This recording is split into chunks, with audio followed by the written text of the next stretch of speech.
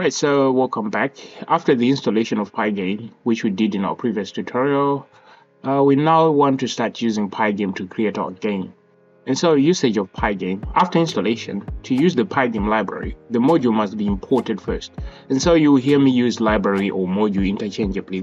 We need to write import and then the name of the module. And so if you are importing more than one, you can separate them with commas like this. So in this case, we are importing Pygame and the system library. So through the import statement, all classes, methods, and attributes in the Pygame library, which is submodules, are brought into the current namespace, which is our script. And so this is what we're going to do first. For me, I'm going to go to projects, and so this is where I created the virtual environment for my Pygame projects. And so I'm going to get into D, and inside projects there is a directory called project 2. This is where I'm going to create my game. All right, so I created a virtual environment in here, but if you install Pygame in your global environment, you can create a folder and then you can work from there. And so what I'm going to do is I'm going to open this in my text editor. So what you need to do is open this in your text editor. And so I'm going to right click, show more options, and I have open with code here. So I can open this in Visual Studio Code, project 2, or up here project 2, and then the virtual environment that I created. And so I'm going to close here. And so to create our project, we need to create a file. If you installed your Pygame in the global environment, you don't need this virtual environment. You just need to work from your project, right? And so we're going to create a project. So what I'm going to do, I'm going to click here, on the empty space. I don't want to create my project inside the virtual environment. I want to create it outside the virtual environment. And so here now I can come up to new file and I can create a new file. So click here and I'm going to name it main.py. So Python files, they have a py extension. Naming convention, make sure you don't name this Pygame, otherwise it's going to conflict with the Pygame library. So just name it main or whatever name you decide to give it, but make sure you don't name it Pygame. Okay, so over here I'm going to press enter to make sure that we create that file. And so now we have a file over here, and so this is where we're going to create our game. We're going to import Pygame and the system library, and I want you guys to ignore line number 2. In here we're going to write import. This is a keyword in Python, which means we want to import some external file into our own file, and so the name of it is called Pygame. For some of you, you might have a squiggly line under Pygame. Pygame might not be recognized here in Visual Studio Code, so it might say this name is not in the dictionary or something of that sort, and so you want to add it. The second issue might be Pygame is not recognized here in this environment, and so what you want to do, you want to come down here on manage. You can see this settings icon. You want to click on this, go to command palette, or you can press Ctrl plus Shift plus P and then click here, and then we want to look for interpreter. Just write interpreter and you can come up here, Python interpreter. You want to select an interpreter that you're going to use in this environment, so click select interpreter. And so all the interpreters that you have on your computer are going to show here. And so I have 3. I have one in the virtual environment, I have another one in the global. This is the global, you can see it says global. And also I have another one here, down here, which is for the extra version of Python that I installed on my computer. This is 3.9.8, but I'm going to be using the one in the virtual environment. It tells me this is the recommended one, and so I'm going to click on this one. And so now I can run this script in here. If you cannot see this terminal, you need to come on these 3 dots, terminal, and then you can click on new terminal. But it might not be necessary for now. You want to run this, so on this arrow you can see run Python file. Make sure you run Python file. Click on this run Python file.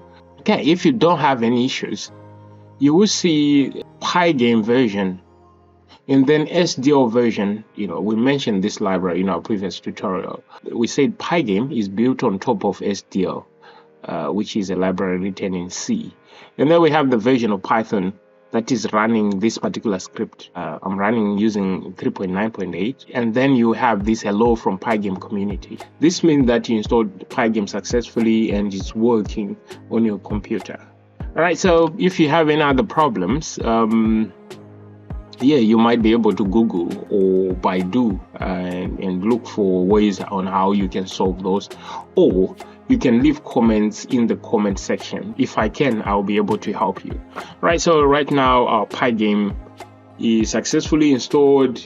We have successfully imported Pygame here, and so there are a few things that you need to take note.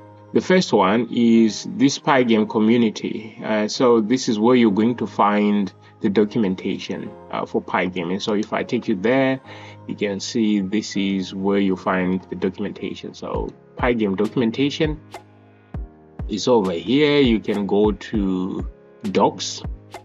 This is where you want to be. Okay, Pygame documentation. So you can see all those modules that we talked about that are in Pygame. So we have color, display, draw, event, font, image, and then they categorize them over here: most useful stuff, advanced stuff, and other stuff. And so you can be able to go through.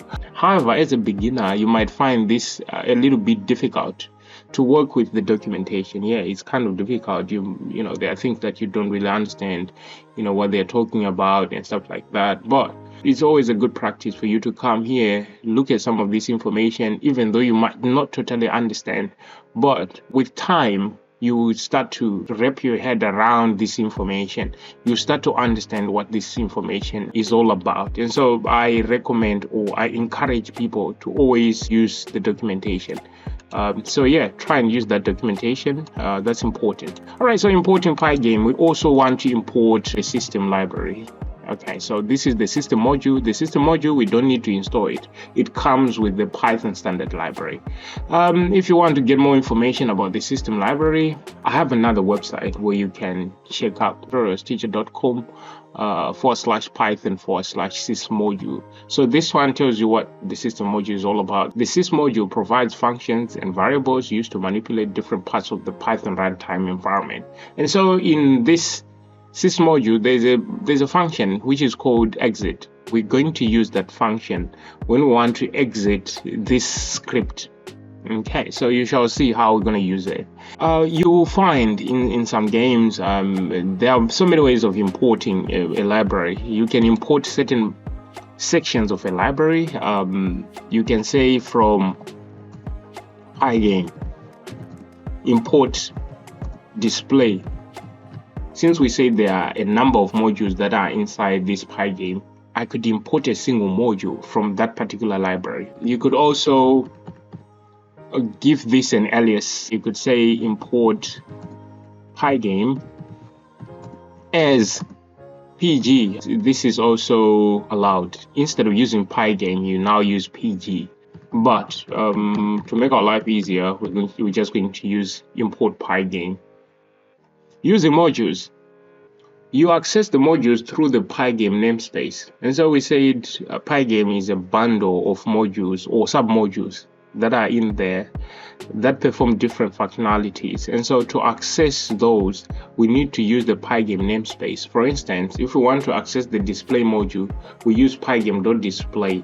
So this refers to the display module.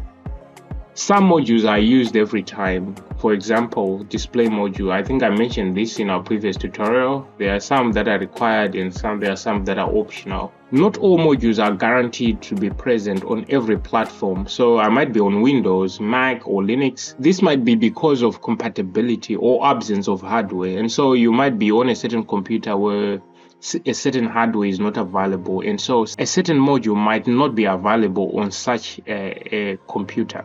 So in which case Pygame will set the module to none. To check if a module is available on your computer, you can use an if statement. You can say if Pygame some kind of a module, in this case is mouse, is none. Since we said if a module is not available, it's set to none.